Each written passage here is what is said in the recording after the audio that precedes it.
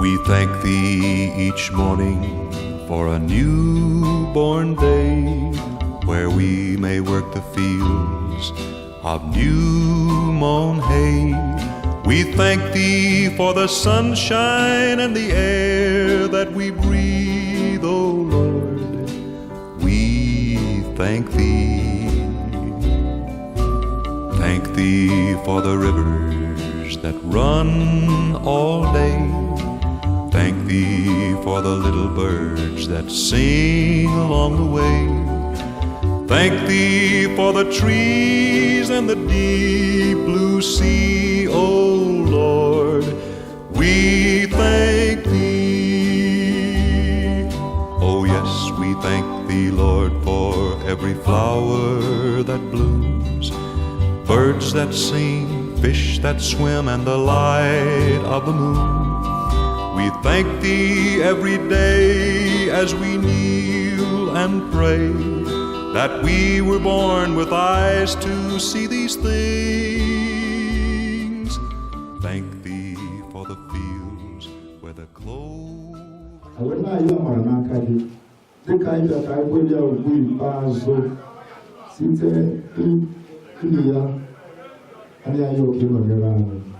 Yenina keme ituzia nakasoke kayetinga wena sichileke ichikoti ituzia na hasoke kayetinga after Jesus Christ for the wine the beverage of the wine.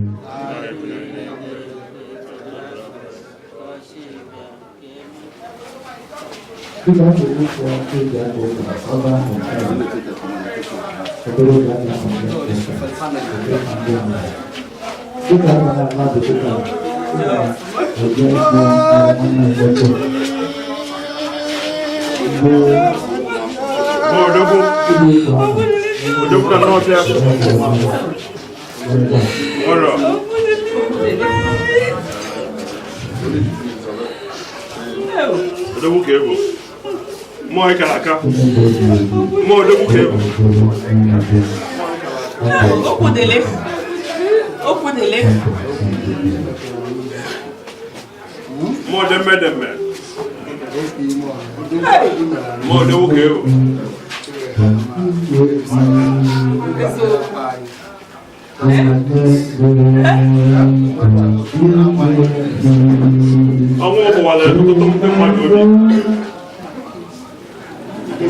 Talk now.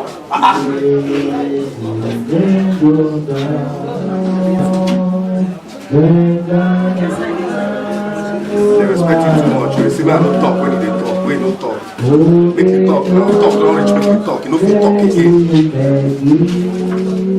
make everybody go sleep. I swear, in the name of God, I'll follow your walk. Let's make you happy. Promise you. In debt. Promise you. Promise you. Send me. Send me. I'll finish that work.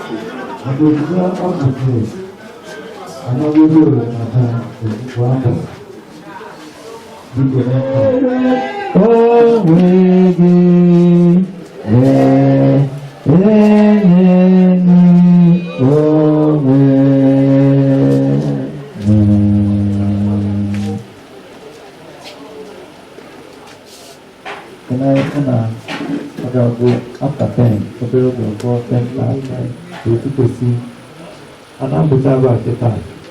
I got to go. Nna anyị nke eluigwe gị onye nwere ike n'ebe ọnwụ dị, ma nyekwa anyị mmeri site na mbilite n'ọnwụ nke ọkpara gị Jizọs Kraịst. Kwee ka mmụọ nsọ gị na-echetara anyị kwa ụbọchị ihe nketa anyị nke bụ alaeze eluigwe gị. Ụwa ghara imeri anyị, ka mmekọ nke eluigwe ghara ifunarị anyị, ma mee ka okwukwe anyị dịgide n'ebe ọkpara gị nọ, onye bụ mbilite n'ọnwụ nke ndị nwụrụ anwụ na ndụ. Dịka ị na-akwado onwe gị, otu ị ga-esi kwado onwe gị. na-akwado onwe gị, ị na-ahazi be gị, ị na-ahazi ndụ gị, ị na-ahazi chọọchị gị, ị na-ahazi ụmụ gị, ị na-ahazi ezinụlọ gị. Enwe onye nwụrụ na ife eji ekwu maka ọnwụ bụ n'ọnwụ ka anyị nọ. This man nwụrụ, ọ nwere about 3.something million na akaụntụ, mana ebiri ego ebi wee nye ya. Ebiri ego ebi, a na-ebi ego na-anakọta ndị mmadụ ego wee gwa wee sie nri. Mana ọ nwere onye o ji melụ next of kin bụ onye amarọ n'ụwa. Even the family members emere gịnị amara onye ọ bụ.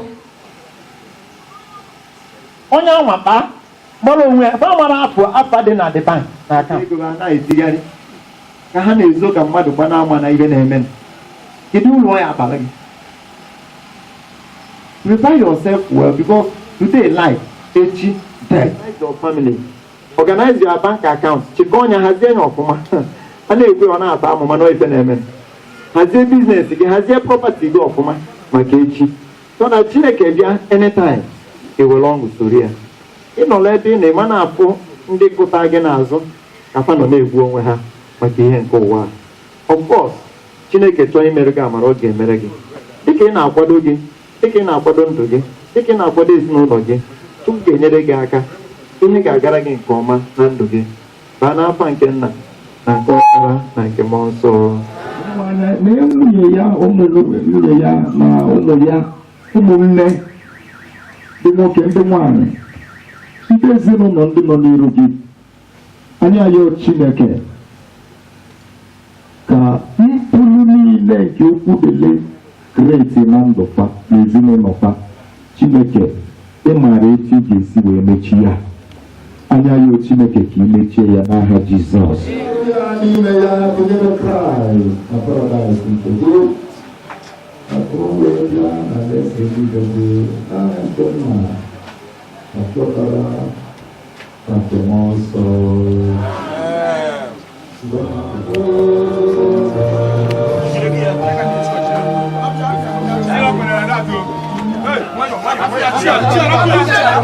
Who is opening that thing?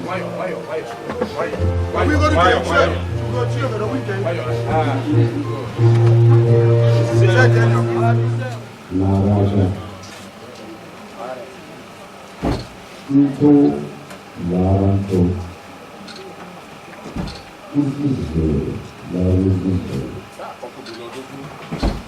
Ka Chineke gozie ya debe ya ka onye nwe anyị gosi ya ihe ifuru ya wee mere ya ebere ka onye nwe anyị gosi ya n'ọma ya.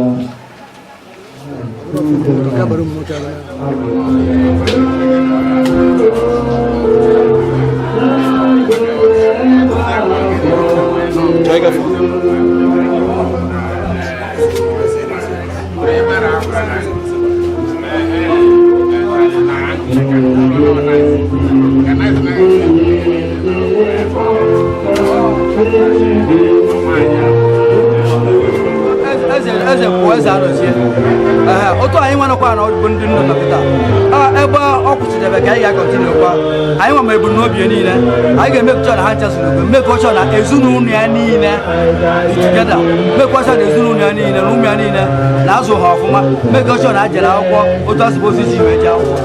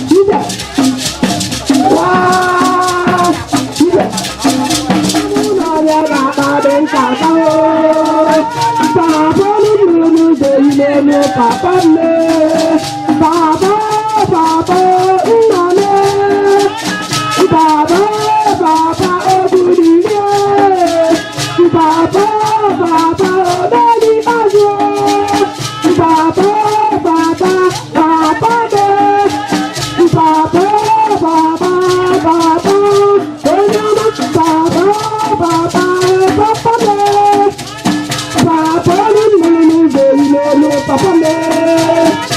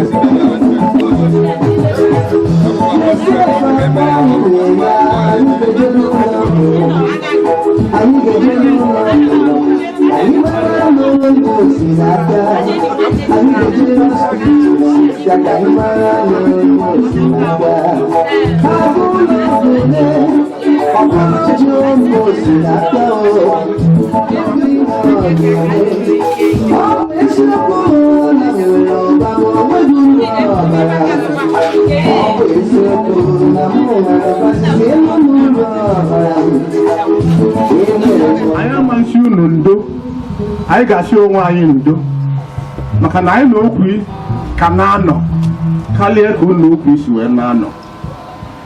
Okwu bụ part of us. Anyị ncha bụ ndị Sunrise Estate nọ n'ụbọchị nke tata wee na-asị ndị mmụọ na-eke famili na anyị bịara ka anyị si onwe anyị ndo, maka anyị na-asị unu ndo bụ ka anyị na-asị onwe anyị ndo. Okwu bụ okwu mmụọ na-eke, mana okwu bụ okwu of Sunrise Estate.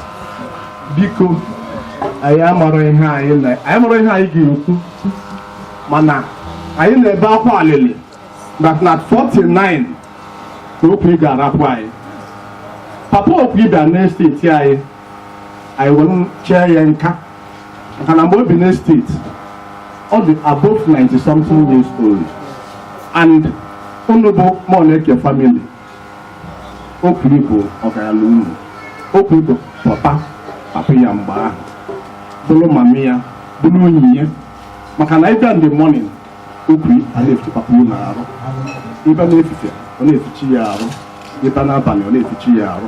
Taa na ụlọ ọgwụ ruo odoli eje ụlọ ọgwụ, anyị cheburu na okwu ga-adị more than the father, na papa ya dị above 90. Okwu were bịa at just 49 o wee nwụọ, o wee nwute anyị, maka na anyị chere na abalị unu na-anọte ndụ aka. Anyị amarọzi nwaanyị nke eji wee dị iche. Anyị wee na-asị ebe ọ bụ na ọ dị n'ọfụ na okwu ga-arapụ anyị at 49, anyị amasị Chukwu nwaanyị, mana anyị ga-asị onwe anyị kasi elu dibe na ya na onwere onye ma echi.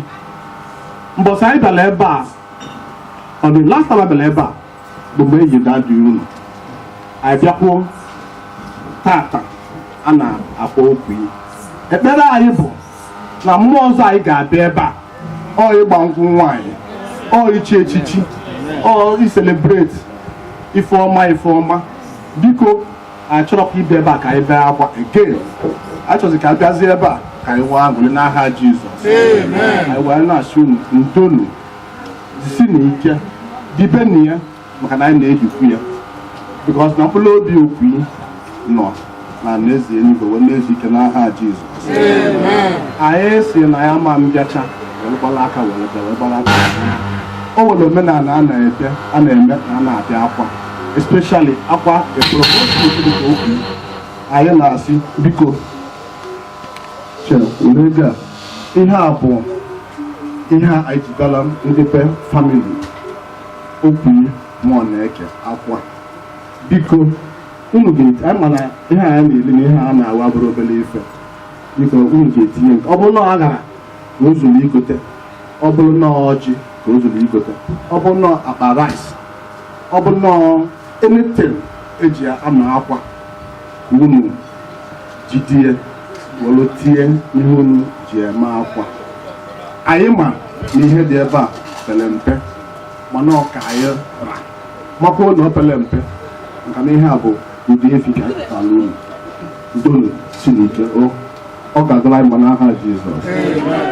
Alaka Jizọs ka bụ ekwentị anyị gbalaga. Alaka ya ka mbụ. Alaka ya. Enyewa obere bụ nna m ji wee sị mba na ọ ya azakwa prezent. Bifo agụ ofu, anyị adagụ ofu wee gụọ onye a na-eme maka ya taa. Na ọ bịa azanyawo prezent bụ otu o kwesịrị ka ọ dụ emekwu ya. Ọ wee dụkwa otu a wee sịkwa na mkpado ka esi eme ya. Na anyị ga-abịakwa wee emekwu ya ka o kwesịrị.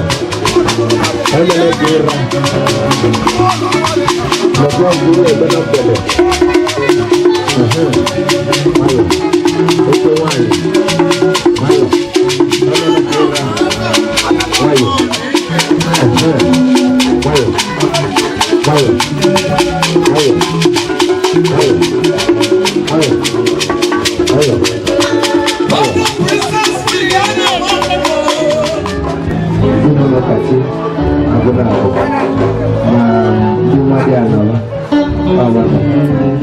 ụmụ na onye ọwụ na ndị ọzọ bụ ọwasị na ọbịa ka ndị ọwụ ọnwụwa naanị nwoke mana ọwụlọ ya yawa na anyị ji ego anyị eji ya gụọ ya mana iwugonu na ọnwụ anyị ji ezi ego anyị eji ya gote ndụ Chineke kerie ewegolu agwa na-asị bụ unu kasị ihe ọkwa na anyị ncha ka ọ mee mana owu onye anyị tụkwasị ụgwọ anyị mana ọrụ ọ bịala anyị nso anyị na-apịkasị ahụ mmana ndị ije na-arụ na anyị kelere unu ọfụma anyị kasie onwe anyị maka unu na-ebekwu anyị nwa na-ebekwu ọnwa dị ana anyị ka ọwụ biko anyị tinye aka n'obi ma enwedoro ibe anyị ji wee bịa biko unu nagide anyị anyị ara na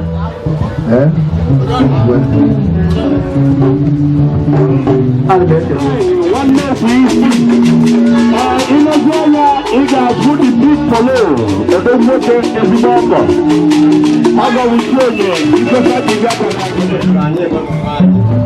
maka na ọwụ anabere ihe ebere ọgụgụ ọtụtụrụ so anyị si ka anyị bịa kachie ụlọ ụlọ isi ike anara abụọ nwa abụọ ihe na-akpa agbọghọ ya ọrụ ọnwụ bịara anya onwere ka imeketa emetie ka anyị na-asị ụlọ ọnwa ndị atụtụ ozu ha n'ụzọ nwee ndị oji ozu ha ndị a na-eme College of Medicine ji ozu ha eme experiment mana okwu dịrị na rubenna ya ọ dike ka ọ bụ agba na ọnwụ ọ ka anyị atụrụ anya maka anyị na-abụ ndị Sunrise Estate nwunye m na-ebe a tata sisi okwu na iji nwa itudo nwunye m na-ebe akwa ọ gafee na geeti okwudiri ebe ha na-abụ na a na-akọ akụkọ kpọbebe akwa o wee gosi na okwudiri bụ ezigbo mmadụ.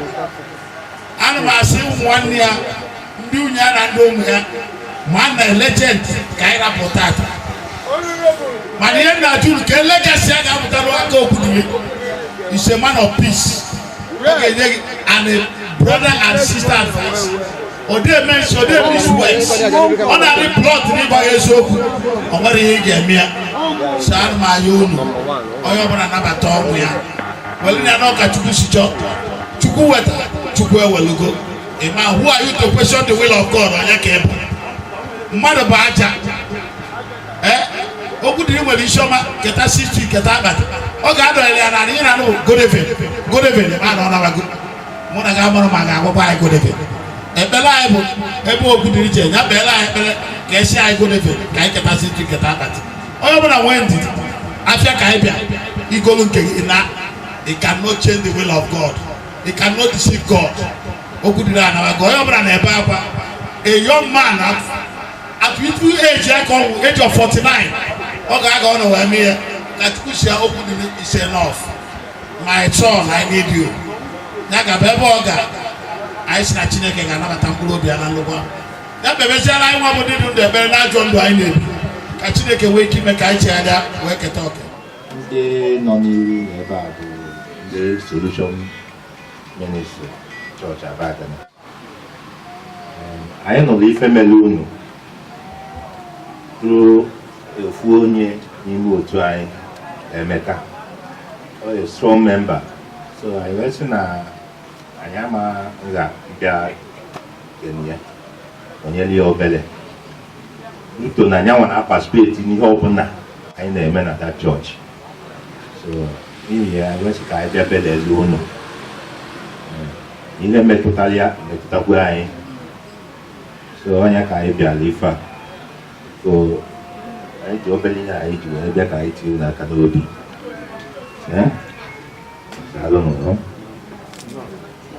nọ ịma na akpụ na-abata ndị na-abata ma na ndị angels n'ebe na ama m ndị bịa na onye ọbụla a na-achọ gbagotu na-erugo n'eluigwe anyị na-azụ ụlọ nnọọ onye maịtị biri Chọrị bọbọ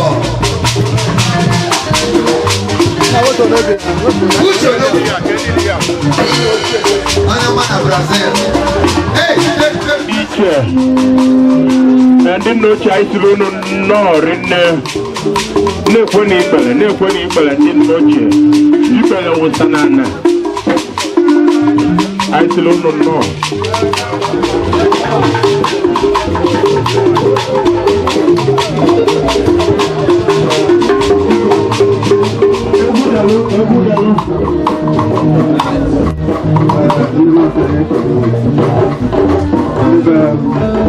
Mmụọ na-eke, anyị na-ekele ọrụ unu agwagwo unu na-ekwe unu maara ndị gburu nna ochie nwanne nna ya bụrụ n'ezi enyi bifo ọrụ anụwa nwanne anyị na ya adịbago ụdị ife a wee na ọwụlite otu osisi unu gosida iji gwara eziokwu anyị lụzuru mmadụ kpọrọ maka na ọbịa n'odogwu odogwu na saụt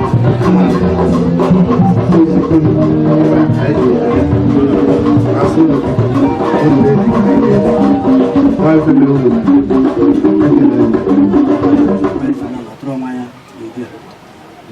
Thank you very much. Everyone looking all at that. I hope he's seeing you all now. All right, very, very happy.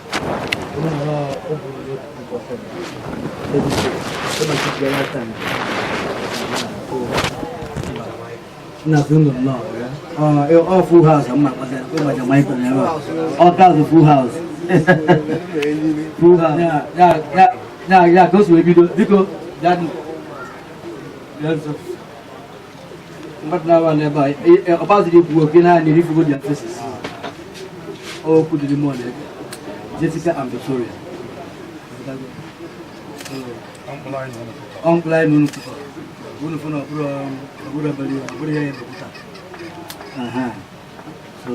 I know, eh? What did he say? Yeah. No.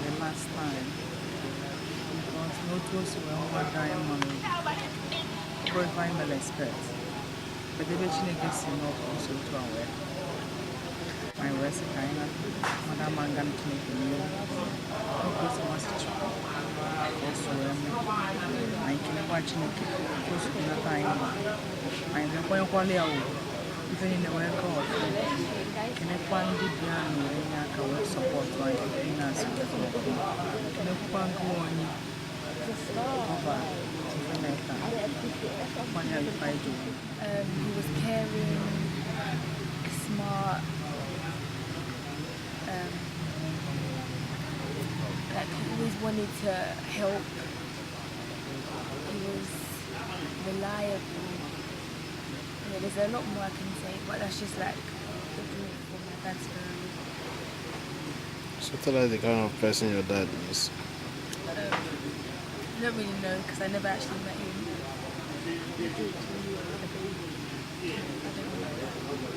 I don't remember meeting him. So what was your prayers for him? That he's in heaven, that I see him soon.